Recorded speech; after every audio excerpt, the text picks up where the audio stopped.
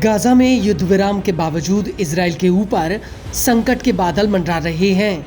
Israel से करीब 2000 kilometre की दूरी पर बैठा यमन का हूथी अभी भी इजराइल के ऊपर घात लगाकर बैठा हुआ है। वहीं दूसरी तरफ उसके बगल में लेबनान का हिजबुल्लाह फिर से फन फैलाए इजराइल को जकड़ने के लिए तैयार है। और ये बात अब इजराइल को भी समझ में आ गई है कि हिजबुल्लाह प्रमुख हसन नसरल्लाह के जाने के बाद भी हिजबुल्लाह के लड़ाकों का हौसला कम नहीं हुआ। उल्टा इजराइल के उत्तरी बॉर्डर से सटे हुए इलाकों में हिजबुल्लाह ने अपनी जड़ें फिर से जमा ली हैं। और इसके पीछे कोई और नहीं बल्कि ईरान है। ईरान ने एक बार फिर से इजराइल के चारों तरफ अपना एक चक्रव्यूह रच दिया है, जिससे बाहर निकलना नेतन्याहू के लिए इतना आसान नहीं है। दरअसल अमेरिका के ट्रेजरी डिपार्टमेंट का कहना है कि ईरान की रेवोल्यूशनरी गार्ड्स की कुद्स फोर्स ने लेबनान के हिजबुल्लाह को जनवरी 2025 से लेकर अब तक करीब $1 अरब की रकम ट्रांसफर की है। ये रकम लेबनान में मनी एक्सचेंज कंपनियों के जरिए हिजबुल्लाह को पहुंचाई गई है। और यही वजह है कि अमेरिका ने लेबनान के 3 ऑपरेटिव्स पर प्रतिबंध भी लगा दिए हैं, जिनके ऊपर इस गिरोह में शामिल होने का आरोप है।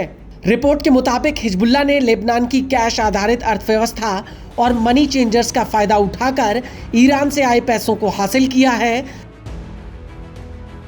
रिपोर्ट के मुताबिक इस रकम का इस्तेमाल हिजबुल्लाह की मिलिट्री फोर्स के ढांचे को लेबनान में फिर से खड़ा करने के लिए किया गया है।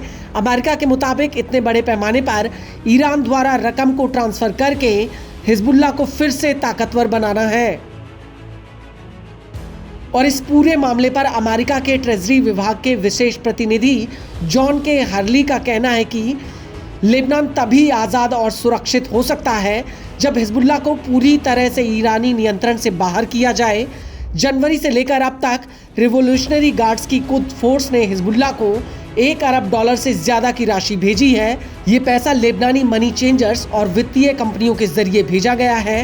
पैसों के इस ट्रांसफर में अस्मा जाबर, जफर मोहम्मद कदजिर और समीर कसाब शामिल हैं, जिनका सीधा संबंध हिजबुल्लाह के नेतृत्व से है।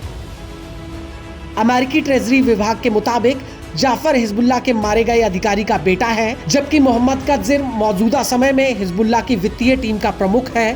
ट्रेजरी विभाग के मुताबिक हिजबुल्लाह ईरानी तेल, मेटल्स और केमिकल्स को असद सरकार के अधिकारियों के साथ मिलकर बेचकर पैसा कमा रहा है। और इसी वजह से अब एक बार फिर से इजराइल के भीतर बेचैनी का माहौल है, क्योंकि नसरल्लाह को ढेर करने के बावजूद हिजबुल्लाह के लड़ाकों ने सरेंडर नहीं किया। उल्टा दोनों के बीच युद्ध विराम होने के बाद भी हिजबुल्लाह अंडरग्राउंड होकर फिर से अपने नेटवर्क को फैला रहा है। इजराइल की खुफिया एजेंसियों ने इस बात की पुष्टि कर दी है कि हिजबुल्लाह ने दक्षिणी लेबनान में फिर से हथियार हासिल कर लिए हैं। इसको लेकर इजराइल के रक्षा सूत्रों के मुताबिक हिजबुल्लाह लगातार ट्रेनिंग, अभ्यास, हथियारों का हस्तांतरण और अपने ऑपरेशनल और वित्तीय सिस्टम को फिर से खड़ा कर रहा है। और कई मामलों में तो लेबनान की सेना हिजबुल्लाह की मदद कर रही है। हालांकि हिजबुल्लाह को रोकने के लिए इजरायली एयरफोर्स दक्षिणी लेबनान के अलग अलग इलाकों में हवाई हमले कर रही है, लेकिन ये तमाम कोशिशें फिलहाल नाकाम होती हुई दिख रही हैं।